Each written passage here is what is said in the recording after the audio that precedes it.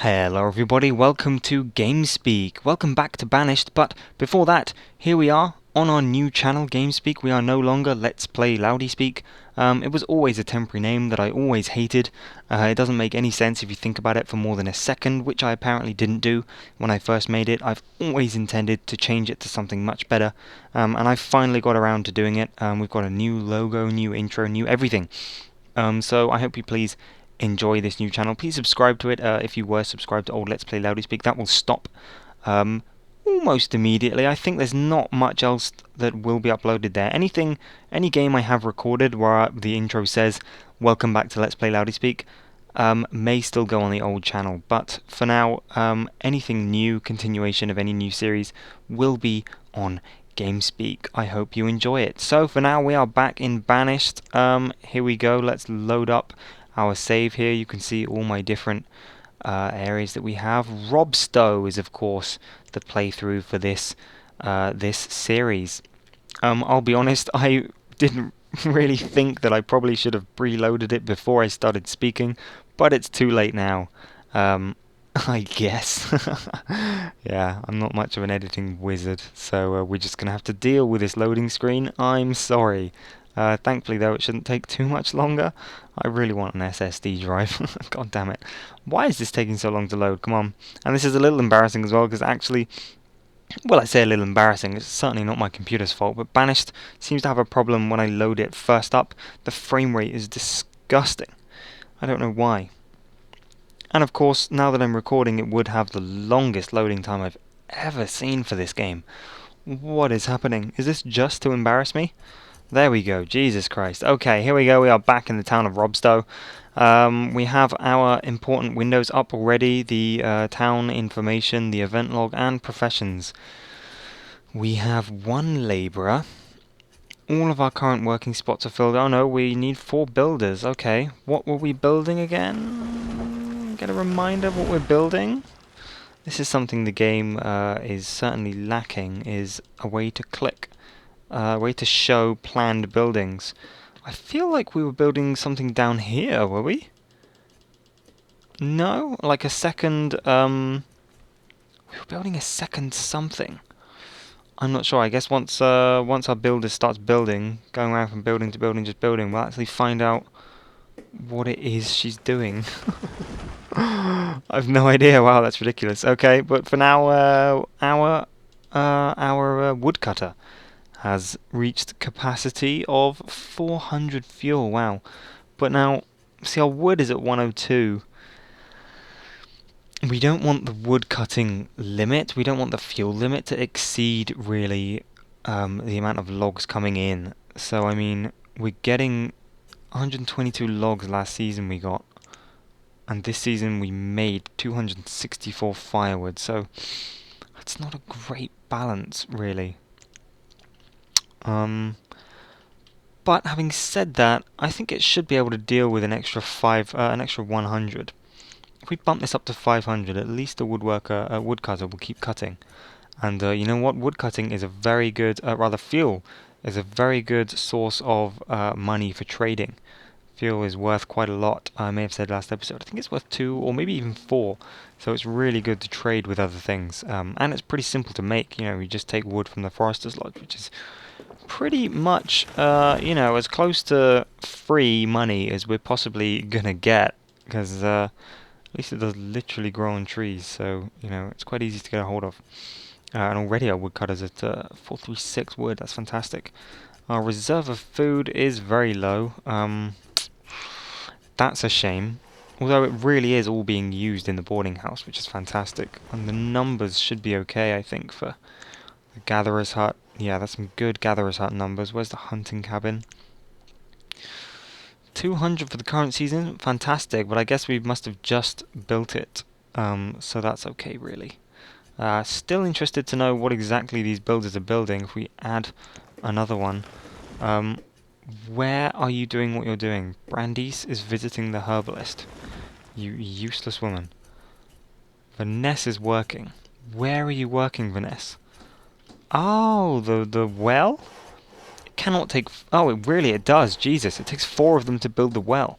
Okay, so I remember at the end of the last episode, I remembered at the very last minute that we need a well as soon as possible. Apparently the well takes 4 people to create. I had no idea. That's insane. Okay. So what are we looking to do next? You know, we've got a hunting cabin. We've got... You know what? Our food isn't actually a fantastic situation. With a boarding house, we want to be really having a reserve of food before we start making houses, because right now this amount of food is being shared between everyone in the boarding house. Now, if each of these people had their own house per family, so it would sort of be, we'd need 6 or 7 maybe houses, they would each take this amount of food per house. Honestly, and it's ridiculous. They would sort of take this amount of firewood, this amount of wood. It doesn't happen per person, it happens per household. Obviously, the amount they burn through it is different. So the amount this gets used is per person, but the amount it gets hoarded is per house. As far as I'm aware, if I'm wrong, please correct me. But as far as I'm aware, that's how it works. So if I moved everyone into houses, the reserve of food would be insanely low, and it would be a constant warning. So really, we want to stockpile a crazy amount of food while everyone's in the boarding house, and then gradually move them into houses, which is probably the most efficient way. It seemed to work in my other town. So we're going to give that a go. So if we want to increase food, well, the hunting cabin's doing well, you know, and the gatherer's hut's doing phenomenally well. And of course, what are we planting here? Potatoes. Potatoes always do exceptional. We haven't had a harvest of potatoes yet, but we should get around 500 from there, which is a nice bonus.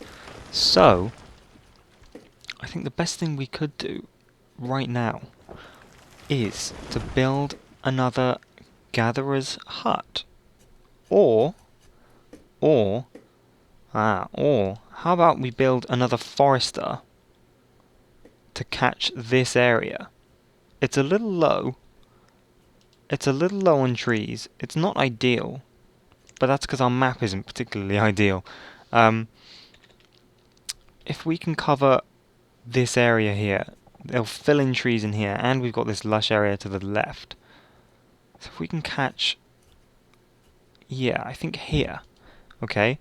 Now what we're going to do is, like I said in the last video, foresters next to gatherers' huts, it's quite a good idea to set just to plant. So I think for now at least, this forester's lodge we're going to set just to plant. We're going to put these 2 builders, once they finish building, we're going to put them inside. And for now we're just going to let them boost up the amount of trees in this area. So we're also gonna strip it of all of the wood and iron. So let's do that right now. Something for people with too much time on their hands to do. We're gonna strip out all of this so there's more room for trees, and we'll just set it to planting. Because then once it's an incredibly lush area, the gatherer's hut's gonna work on overdrive, pulling berries out of it. And then if we do need to have more wood, we need more logs at any point, we just need to set the forester's lodge to switch cut back on, and they will just go mental clearing the area, because they'll pretty much all be fully grown adult trees by then, which is an ideal situation. So for now, let's get the forester's lodge going. Let's also at the same time plant... No, you know what, we can wait on the gatherer's hut for now, because we can. Basically, we can wait. I tell you what though, one thing we are missing that is very good to have as soon as possible is a school. Because what a school does is it adds an extra wait period between children and adulthood, where people will study, basically. They'll join the school and they'll study. And what studying does is it increases their work rate. It basically just makes them amazing workers, which is something we could definitely benefit from. So let's plonk down the school here, I think. This area right next to the farm we're not really going to be using for anything. So let's put the schoolhouse. Okay, that's why I said that. Put the schoolhouse down there. Let's put our extra labourer here to work in it, and then we'll also put him to work in it once it's built. He can be our new teacher, which should, I think, be pretty darn great. Now, we only need the one teacher to keep going with the school. It does, of course, mean that we have to wait a lot longer for our children to become adults. But, you know, some people don't go to school, I think. Some people will bypass the school and become labourers immediately, and some people will enter the school in quite a nice balance, as far as I'm aware. I also want to up the limit on this, so I'm going to go ahead and do that. Yeah, they strike quite a nice balance between students and workers. We're never completely empty, and, you know, if for some reason or another we suddenly need a ton of extra workers, we just close the school, and every student's kicked out and becomes a labourer immediately. So, you know, if food becomes desperate and we need to fill a fishery or something, we can just kick everyone out of school and send them to work immediately. Which would kind of be, if we're getting to that stage anyway, there's a good chance the town is done. But, you know, at least it'd be a last-ditch effort to regain some kind of control. Yeah, but hopefully we won't reach that kind of desperate situation. So for now we're at a stage where we're just waiting for buildings so we can go up to 10 times. Try and hurry up some of this building. Make sure these two don't overlap too much. I'm pretty sure, well, not ideal. There's quite a big overlap in this area, but that's okay. It just means that whatever these guys plant in this area is going to be cut down by the foresters. But that's okay. We can still get it pretty lush over here and around here, and over here, of course, as well, once these rocks are taken care of. Let's take off 2 of the builders, put them in the foresting profession. We want to reach a balance of, we want 2 people here, so we can reduce this here. This is the way we can control per building who works where. So now I can set, so only 2 foresters are here. Take off cut. So now they only plant trees. Let's bring this back down to 2 times. And now up here there should be 4 workers. Very good. Cutting and planting. We definitely want them cutting and planting, otherwise we have no logs. So, there we go. We have 2 foresters planting trees in this area, all ready for the gatherer to be set up later on, once we have more workers. And of course, our builder. Okay, we have a second labourer. That's fantastic timing. So now we have 2 builders working on this. They're not working on it though, so of course in that situation we need to use our priority tool and try and get people to actually work on this. That should be enough. We've got a couple of, what is that, a dead tree and a herb, I think? Oh, damn, do we have a herbalist? We don't have a herbalist. That's ridiculous. Okay, that's definitely a huge priority. We definitely need a herbalist. Where is the herbalist? There he is, okay. Herbalists also work in areas with lush greenery. So what? So where? You know what? The greenery ain't looking too lush around here. I also don't want to take away from tree planting areas, so shit. Where can we put our herbalist? God, this was not a very good seed, was it? Let's try him here? Or right next? No, because we're going to put a gatherer down here. Herbalist, you pain in the ass. Where are we going to put you? How about here? It's quite a walk. And this area is empty. But there's nice coverage over that side. Shift it a little over here. Alright, let's try a herbalist here. It's quite a bizarre place. It's a million miles away.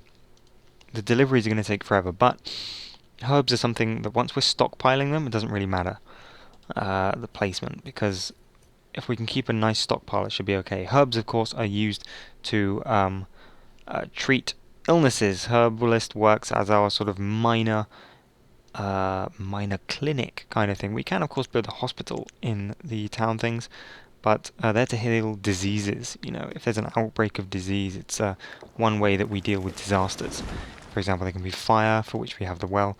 Disease can also spread through the town, for which we need a hospital.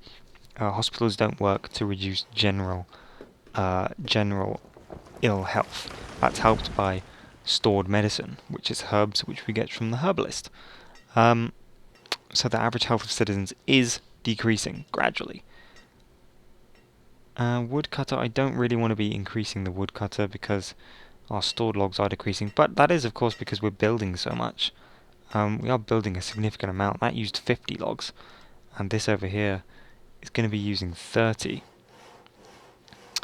So, yeah, I guess, well, we'll see. We'll keep an eye on the logs for now. Once the logs get to about 120, 130, we'll up the firewood limit.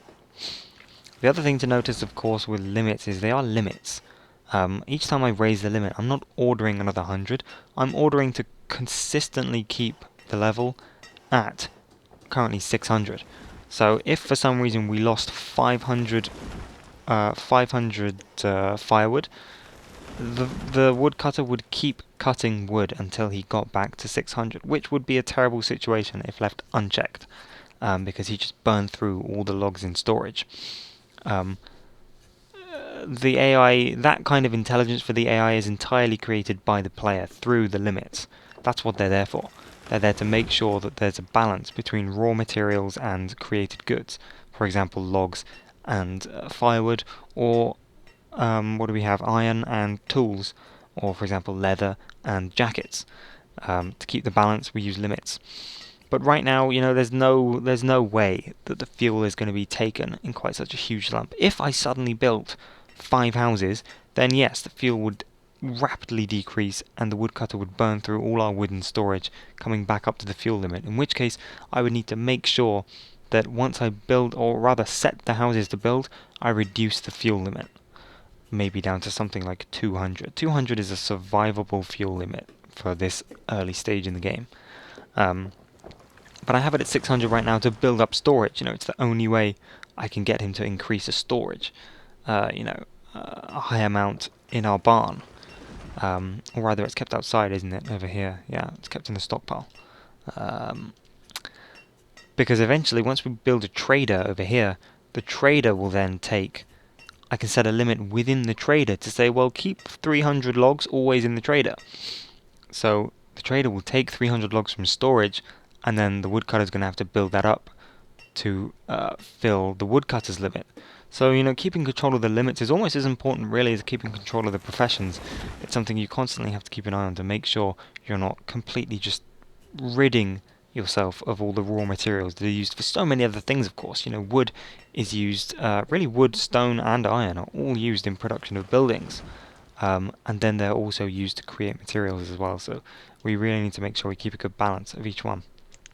Speaking of balance, we are now going to take off a builder and make him a teacher. So hopefully some of our 6 kids in Robstow right now will now become students instead of immediately joining the labour force. This just gives them a higher production rate, basically, which is particularly good if we're going to increase the amount of gatherers once this planting increases, because then the food will just go through the roof. I mean, there's nothing better than the combination of a schoolhouse and gatherers' huts, because educated workers gathering food gather crazy amounts, which is great. The only problem with having huge food storage that I'm realizing in my single player campaign, scenario, whatever, is that it doesn't come in very useful when trading. Not many of the traders seem to accept food as payment, which is a big problem, really, because in my offline thing I have about 4,000 items, maybe 5,000 items of different food that, when a worker comes bearing, I think the one who comes with cattle, or maybe the one who comes with herbs, I think, the one who comes with herb seeds, he does not accept food, which means I have to give him tools, iron tools and firewood, which really chips into my raw materials, because if I suddenly give away 80 iron tools and like 400 firewood, then suddenly the blacksmith and the woodcutter are working overtime, just burning through all the iron and wood that we have in storage. Speaking of which, yeah, I'm still not... Well, I guess, we're on 134 logs. I think we can increase the fuel limit again. We are definitely going to have to watch this, though, and maybe lower it sometime in the near future. We are looking to need a blacksmith very soon as well. We are down to 8 tools, which isn't great. We have a ton of iron, though. Really quite a crazy amount of iron, so we are in a position where we can make a blacksmith. The only problem is we don't really have a person to spare for the blacksmith. Our current single builder really is going to become a herbalist once he's done building the place. Which he's not doing at all, so let's go back to our priority tool and increase that. Get him building as he should be. Yeah, we're actually in not a desperate situation, but not an ideal situation people-wise. We could definitely deal with a higher population, and generally that's the problem that I currently have. I am by no means an expert in this game. There are still very big flaws in how I play, and the biggest one at the moment, across all of my saves, is population. You know, how to increase a population. Generally the best way is to build houses, because houses get people breeding, and breeding gets babies, and babies gets labourers. So maybe it's time we started building houses. You know, we got a nice amount of logs. Not ideal, but you know, it's a good amount. We do have a nice amount of food though right now. That's some good food storage. Our crop harvest was 475. That's not bad for potatoes, and we have quite a lot of items from our gatherer, of course. Plus everything currently in the boarding house, which is fantastic. Oh, a ton of it's just getting eaten. That's crazy. As a good example live of how the food gets eaten. Wow. So now that's all going to be taken out of storage. This number is about to go down heavily. There it goes. Yeah, we just lost. Oh, but it was immediately regained by our lovely gatherers. Oh, taken again though to fill the boarding house. We're down to 1200. That's a good live commentary of it going up and down and up and down. That's fantastic. Okay, but even so, I do think we are in a great position to start building houses. So, the problem we have right now is our massive reliance on wooded area, which is proving to be not so great when I want to be placing buildings. But somehow, we are having nothing built in this area. Now, I did leave this open to build another farm, but you know what? Farms aren't a fantastic way to get food. They're quite inefficient, I've found. So you know what? We're going to throw houses all over this area. I think we're going to do them this way. I can't. Why can't I put that there? I don't know. That's fine. We'll start here. So one house. Let's start with 3 houses. Let's start with 3 houses. Here, here, and here. We're going to build 3 houses. And no, let's not leave a path. The problem with building paths is paths take too long, and they also take priority for some reason. And they're a pain in the ass. They do make people walk faster if they use the paths, but they don't really. I mean, in this case, with a path down here, they would use it. Almost certainly they'd use it to come up to here and then move off to wherever they work. But, yeah. We'll leave the path for now. Right now we just want to get these houses built, which needs 8 builders right now, but our 1 builder is just going to have to deal with it. Now we're waiting for buildings. Let's pump it up to 10 times speed. See this removal going on. There's not much else really to micromanage at this point. The forest is doing very well replanting this area. If you remember from before, this was all empty. We do now have a lot of baby trees here that the deer are eating. Where are our hunters, please? Do the hunters gather this area? Yes! The hunters definitely cover this area. Oh, I don't want to see a single deer alive right now. Please kill all of them. Where are the hunters? What are they doing? One of them's supposedly working, just walking around the forest. The other one's... Oh wow, there are deer over here as well. God, there's a ton of deer inside the catchment area. We must have a good harvest. A pretty good harvest this year, I'd hope. I hope. This season, rather. Oh, there we go. 4 new students into our school. Fantastic. That's great news. We have 4 students, so they will become educated, very busy workers eventually. Which is great news. Right now, we're waiting for the herbalist to be built. Yeah. So our current single builder was going to become the herbalist, but you know what? It's not ideal. Let's take off our woodcutter. Now that our wood has reached the maximum 700 limit, we don't really need to be going above that at this point. So let's put him into building and give our single builder down here some help. Or let's reduce the herbalist build to 1 and have our other builder work on the houses now. because it's not such a huge... Well, it is actually quite a huge priority, the herbalist, because the last thing we want is people dying from just poor health. So yeah, let's get this herbalist up right now. And of course, I mean, the houses are also a huge priority because we need some children soon.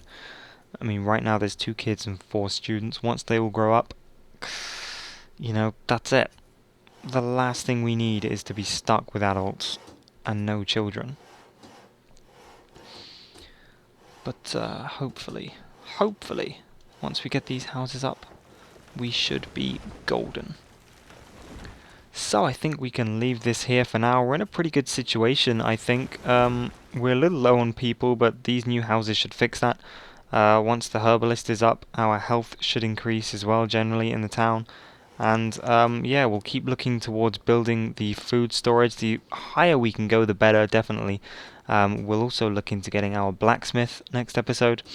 And also start looking for a tailor, maybe, to increase our stored clothes, and generally keep people warm, clothed, fed, as we continue our adventure in Banished. If you enjoy the series, please do give some feedback. It definitely helps me know what series you enjoyed, which ones aren't. And I will definitely continue making more videos in this how to play style. You know, more of a guide than anything else on how to get the most out of playing this fantastic game. Thanks very much for watching. See you again. Bye!